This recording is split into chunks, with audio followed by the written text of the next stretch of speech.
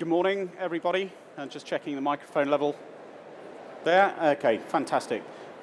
Do take a seat, everyone, and thank you for joining us this morning. A little later than scheduled, and I apologize for that, but thank you for being here. Just to let you know what we're going to talk about today is we're a technology business that works a lot in education sector, and we're also working very closely with UKTI as part of our export program, and it's turned us into a global company from a business that was specifically focused around the UK originally, and we're now working in international markets with the support of UKTI. So just to let you know, this is what we're going to talk about today, about us, who we are, what we are as a business, so you can see how that resonates with your organisation, our export journey, what we've done, and how we've been supported in that journey by UKTI.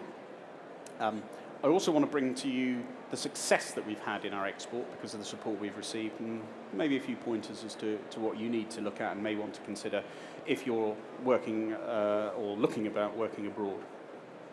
Us as a business, we were established in 2005, so we, I wouldn't necessarily describe us as fully mature, but we're certainly not start-up now.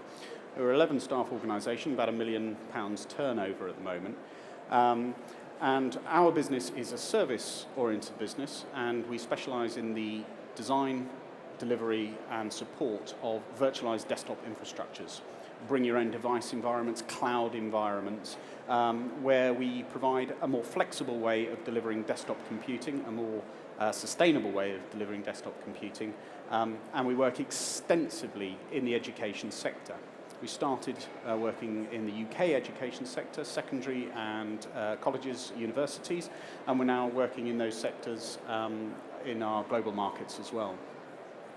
Our export activity has been going on for about 2 years, so we now have a bit of a track record behind us, and we've been working with UKTI throughout that period.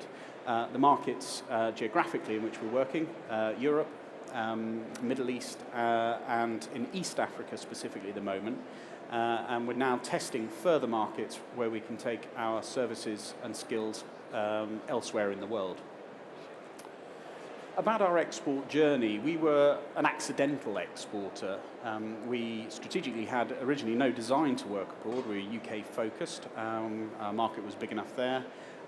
However, one of our technology vendor partners introduced us to a project in Oman for a high-profile university, and they asked us to get involved in this project as a safe pair of hands in delivery. We have a very specialist skill set, so we were dropped essentially into Oman to help out a customer down there. This was a very successful project. They remain a customer of ours today, and we have a very strong working relationship with them, and this is, as I say, about 2 years ago now. But what it did is it gave us food for thought as to this is an activity that we can take elsewhere, not only in the region, but in the world. So having had that taste of export, having been introduced to us, we actually saw the strategic advantage of doing this further.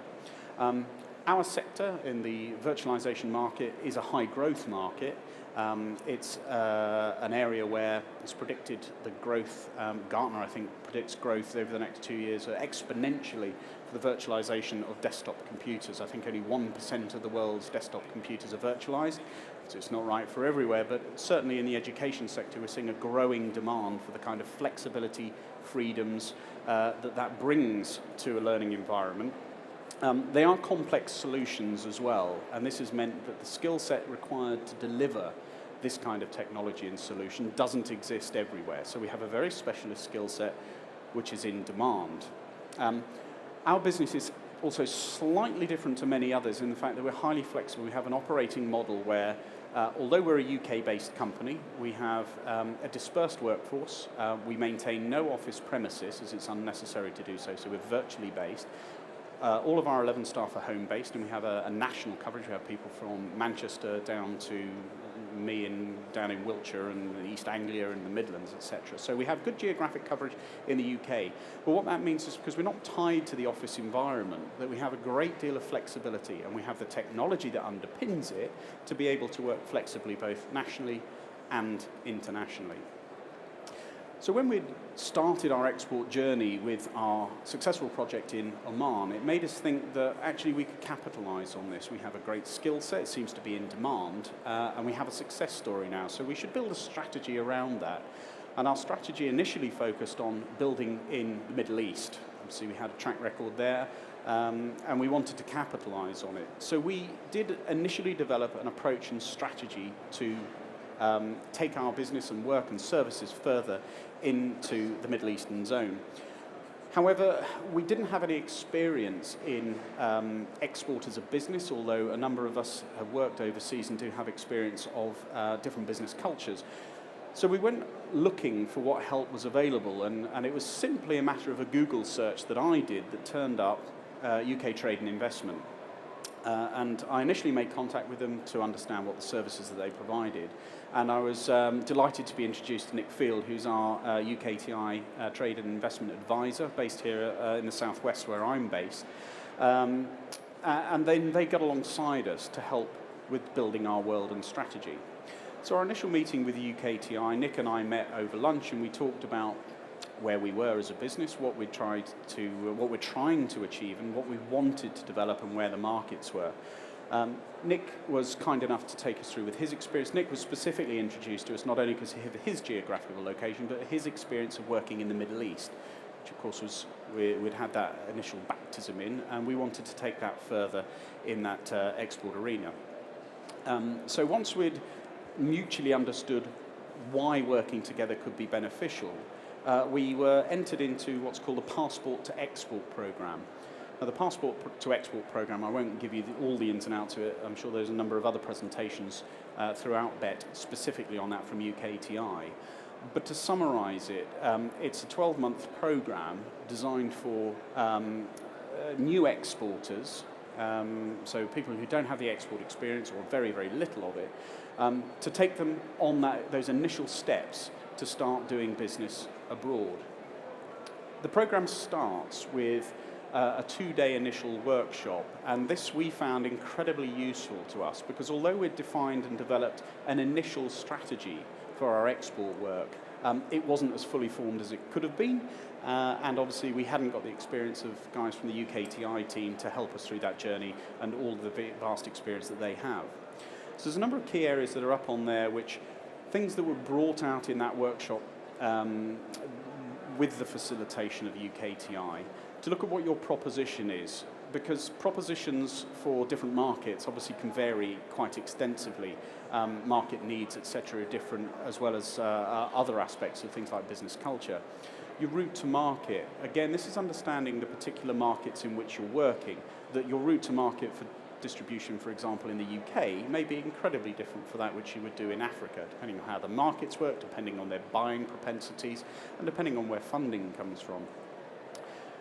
Understanding the implications of what export means to you as a business, and it ties into the challenges, is that exporting can be difficult, challenging, expensive if not done properly, although there are always a cost associated with everything, and can carry extensive risks.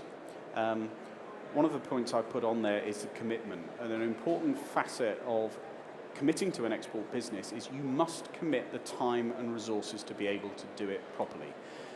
I think a lot of businesses would look at export and see the potential of markets elsewhere and go, fantastic, we want a slice of that, there's money flowing here, there and everywhere, let's get in there. But without, as a business, committing to focusing on an export strategy and being able to dedicate the time necessary to develop that effectively, you could essentially be wasting an awful lot of time and money and yielding no success and wondering at the end of 12 months of just sort of dabbling with it, oh, I haven't got time for that, or I can't do this, or I'll just send a few emails here, and then wonder why your export strategy hasn't worked. So commitment to not just the program, but specifically to an export strategy is absolutely important. That's the initial 2-day workshop, which really helped us formulate what our strategy should be. It put the meat on the bones. We already had an idea of what it could look like, and through this program it helped us develop a much more refined and rounded strategy and approach to do it. In some ways it actually slowed us down a bit. We'd had success, we'd thought this is dead easy and it's really lucrative, and we wanted to go charging off all around the Middle East and thinking it was going to be nice and easy. Of course it's not like that, and we were given an opportunity to reassess our priorities, the value that we can extract from our activities, and making it much more targeted and focused. So after that initial 2-day workshop, you then work alongside your trade advisor in formulating a strategy, objectives and targets of what you're trying to achieve from your export strategy.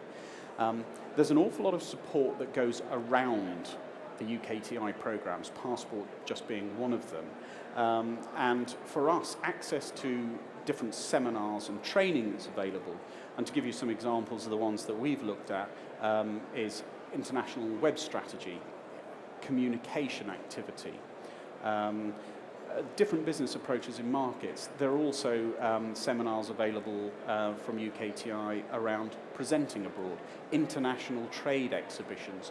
There's a whole package of activities and support and information and training, if you want, available to you, depending on what your business needs are.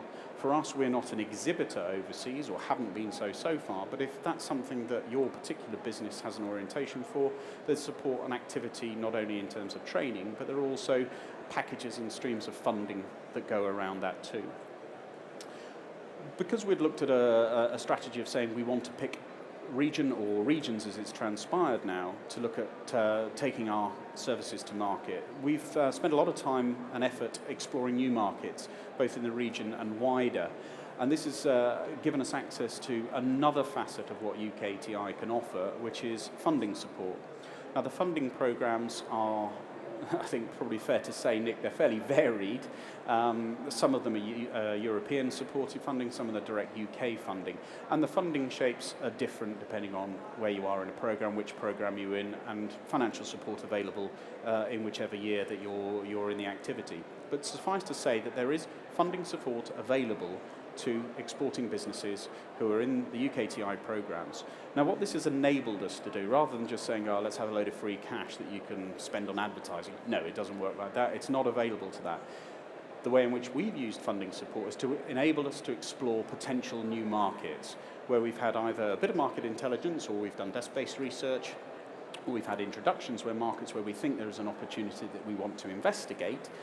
The UKTI programs have helped us then go and take the next step and fulfill that through visiting these markets, meeting with relevant people, contacts, to actually assess whether these markets are interesting to us, if they're viable to us, and to test things like the route to market. For example, the route to market in Oman may be very different to the route to market in Saudi Arabia versus United States. To go in blind is very dangerous and potentially very costly.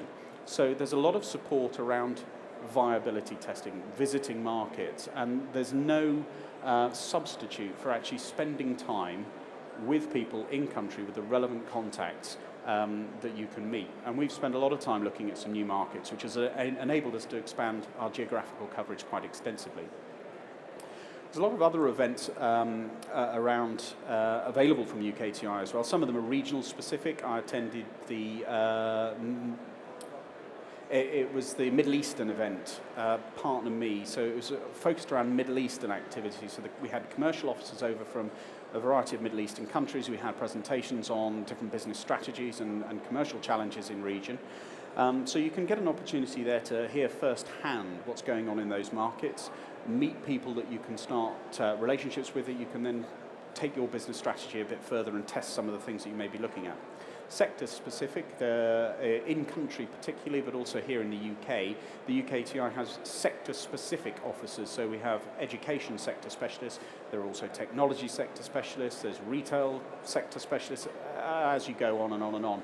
So depending on what your particular strand is, not only is there a country specific officer that you can talk to get their experience about the market and the country, but there's also a sector specific. So the value that they can add to your business when you're trying to build a strategy is invaluable. Now, it's really nice to see that over the other side here we have the attendance of a vast array of UKTI commercial officers from around the world. And these are the people who are based in the embassies and consulates and commissions around the world, who are UKTI employees who are there specifically to facilitate UK businesses exporting into their countries. And these are the people who can provide invaluable market information, support, guidance and services to you as you go on your export journey. They provide you the local market knowledge, which you may not be able to access yourself through desk-based research or through contacts you have. One service that's worth mentioning, as I'm sure that anybody who spends time with any of the commercial offices will be introduced to, and that's an OMIS, an Overseas Market Introduction Service. Now, this is a service offered by the UKTI in country. It's a paid-for service, although there are some subsidies and access available, and it's priced so that it's accessible for businesses. And what this does is, based on a brief provided by you as a potential exporting company, they will do research into that market based on the criteria you're specifying to find customers, partners, distributors, resellers, whatever you're looking for. They will do that work on your behalf. And they'll also then facilitate introductions to those companies or individuals, if it's necessary that be it, and they will set up and establish meetings for you, which can be hosted in embassies and consulates as well. They will issue invitations, and they'll basically facilitate your visit into that market to look at it. We haven't as yet used OMIS. We are lining up to use OMIS on a couple of new markets that we're looking at the moment. But that's the kind of service that can provide you, and the credibility that having the UK government stamp on headed note paper that goes out and meeting people in embassies is an invaluable part of trying to do business overseas. There's a credibility that attaches to it. It's one of the specific services available. There's a wide range of support services available through the programs and through the country offices, which again, I'm not going to list them out to you now. This is how we've experienced it. Any of the UKTI advisors here will be able to talk to you about that today.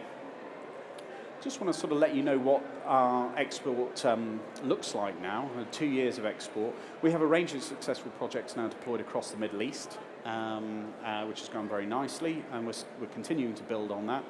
And we've also been able to enter the East African market, particularly into education in that sector. So we're finding that there is correlation between our market sectors here in the UK, where we're very strong in education, is something that we can take overseas and look into other markets. So we can go with some credibility. We had one of our customers from Oman actually fly over to the UK to meet up with some of our customers to make sure that the technology and the partnering that they were looking at doing with us met their criteria. So there's a big spend on these projects, and they want to make sure that they're doing it right. We've also established in mainland Europe, UKTI Europe, as a subsidiary of our business, and that's based in Eindhoven in the Netherlands.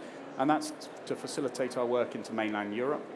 We're working on a number of projects in the Netherlands at the moment, which are proving successful, and we're building a very, very strong reputation there. We're currently ranging, as I've mentioned before, we're investigating a range of global markets. Our export experience over the past 2 years and the support we've received from UKTI has enabled us and given us the confidence to be able to look at new markets, understanding largely what's entailed in that export experience. In terms of what it actually means to our business and what success has brought us, our export revenue over that period has brought in us about £200,000. It's facilitated 25% growth in staff. We don't separate our organisation out into overseas and UK. We have a conglomerate approach, but it has meant that the work that we're doing with our overseas market supported here from the UK has meant staff growth. We're looking currently at a pipeline of £250,000, and there's certainly more to come on that. And it's also, I think, it's an important thing to think about. It's made us more resilient to market conditions. We all know that the economic climate in the UK has been very challenging over the past few years, and that diversifying into other markets that are experiencing different market conditions, such as the Middle East, outside of the Eurozone particularly, has made us more resilient to the market changes and fluctuations and spending patterns that we're seeing maybe here at home in the UK or elsewhere in Europe. And this has been we've been able to do this because we have the confidence and experience working along UKTI. We know there's a partnership there to take us forward. There's certainly more to come.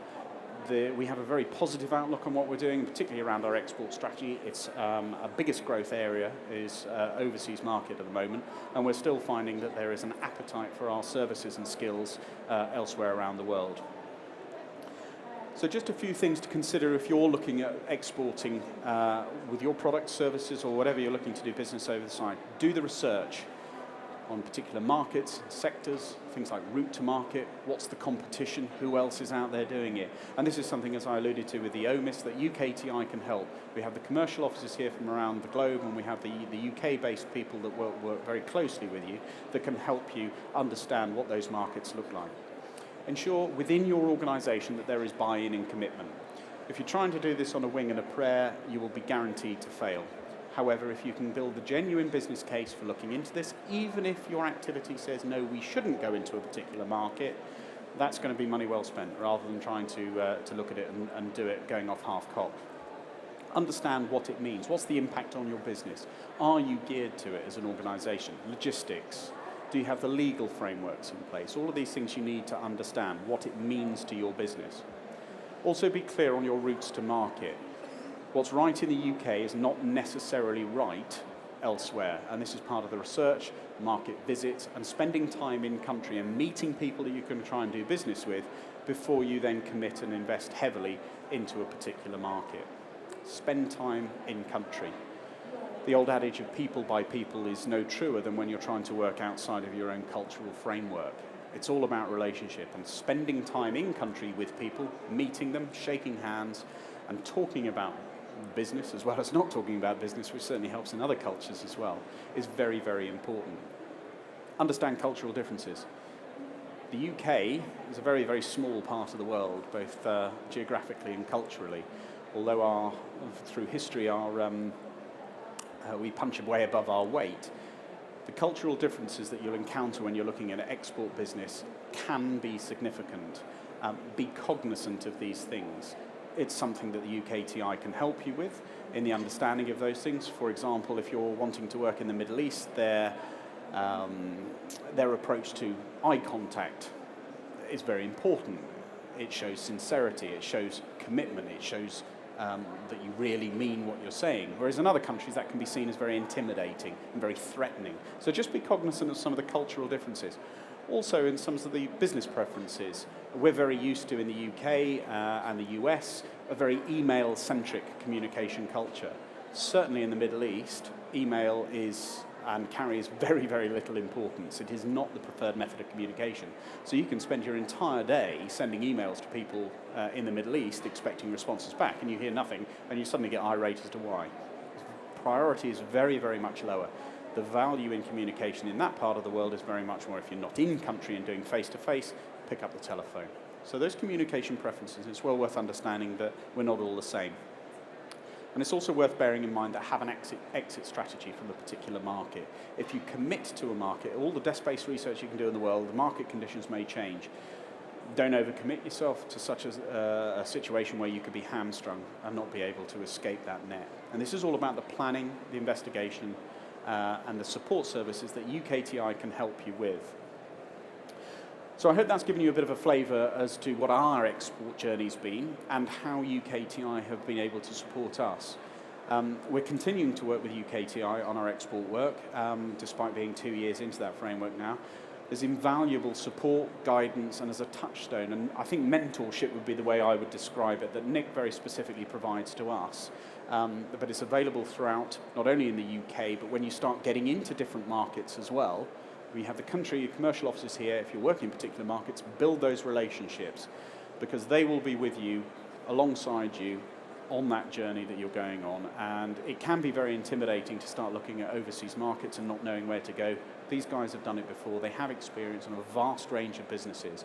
And it's all about getting UK PLC out there around the world. So I hope that's been of use to you.